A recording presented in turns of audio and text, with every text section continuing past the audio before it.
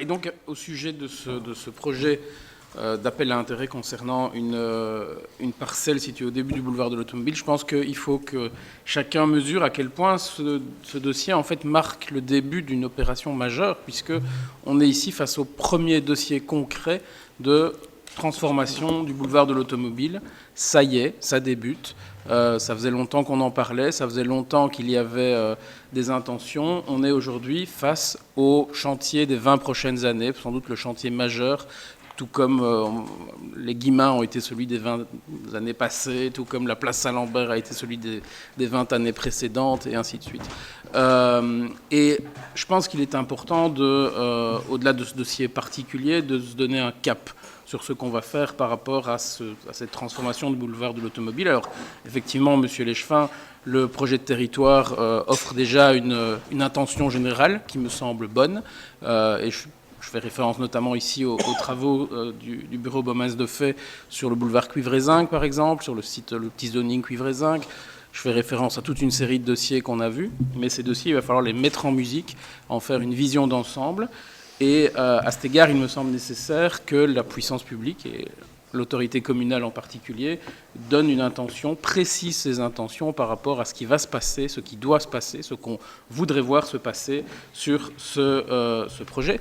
Parce que le privé va en fait sortir des projets très différents selon que l'ambition publique sera forte ou ne sera pas.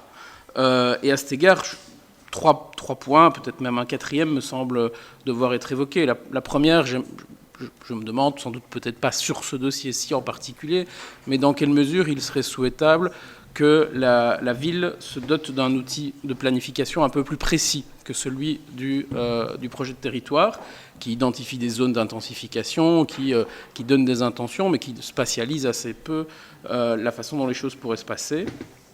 Est-ce qu'il n'est pas nécessaire, Monsieur Léchevin, d'adopter un master plan boulevard de l'Automobile, qui se nommera peut-être d'ailleurs autrement, parce qu'une fois que ce master plan sera réalisé, le boulevard de l'Automobile ne sera sans doute plus le boulevard de l'Automobile. La deuxième chose, c'est qu'on est ici à proximité immédiate du tracé de la transurbaine, l'axe structurant de transport public qui concernera notamment la rive droite de la Meuse. Et ce tracé, aujourd'hui, il est encore en débat. Le tracé qui a été annoncé par le TEC emprunte la rue Grétry et tire tout droit dans la rue Grétry jusqu'à la Bonne-Femme. Et c'est seulement à la Bonne-Femme que la transurbaine rejoint le boulevard de l'Automobile. Je pense que nous devrions affirmer une alternative, proposer et soutenir une alternative à ce tracé qui consisterait à emprunter la rue Natalis pour rejoindre le carrefour Natalis, où il y a énormément de fonctions urbaines à desservir, l'hôtel de police bien entendu, il y a 2 musées à proximité immédiate, le musée des transports, la maison de la métallurgie, il y a l'ONEM, il y a aussi tout le site d'Ibarvo qui pourrait connaître un développement important, il y a le quartier de Fétine qui est à 2 pas. Et donc choisir de passer par la rue Natalis plutôt que de tirer tout droit rue Grétry, c'est augmenter la desserte de nos quartiers, c'est aussi faire émerger à cet endroit-là un pôle. Et dans le dossier qui nous occupe ici, c'est évidemment donner un signal très différent aux promoteurs potentiels en leur disant « nous amenons du transport structurant là où vous pourriez construire ». C'est important. Évidemment, il s'agit aussi de donner un signal de reconversion complète du boulevard de l'Automobile, pas uniquement à partir de la Bonne-Femme, mais depuis le début du boulevard de l'Automobile.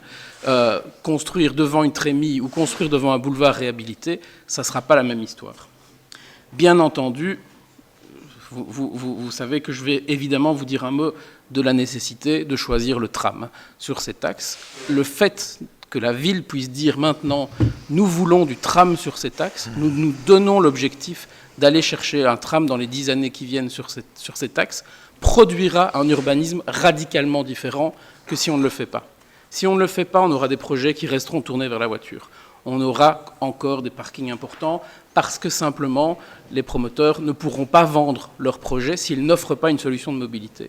Si on dit qu'on va faire du tram sur cet axe, alors ça changera tout. Et c'est maintenant qu'il faut le dire, c'est pas dans 5 ans ou dans 10 ans. Parce que dans 5 ans ou dans 10 ans, tous ces projets qui sont situés le long du boulevard de l'Automobile, ils seront des coups partis pour une grande part d'entre eux. En tout cas, on peut espérer que beaucoup aient avancé. Et donc c'est maintenant que l'ambition doit être affirmée. Et je vous le dis, mesdames et messieurs les membres du collège, prenez votre courage à deux mains, affirmez un cap sur ce sujet.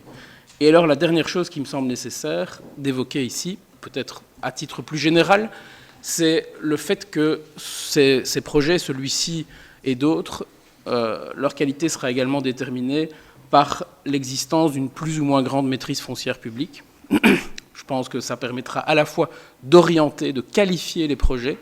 Quand on a la maîtrise foncière, on peut évidemment beaucoup plus précisément dire ce qu'on souhaite, définir les gabarits, définir les fonctions, définir l'articulation spatiale, définir la percolarité à travers les îlots, définir toutes ces choses qui vont faire la qualité urbaine de ces nouveaux quartiers à naître le long du boulevard de l'automobile. Mais on peut également, et c'est important, capter la plus-value foncière.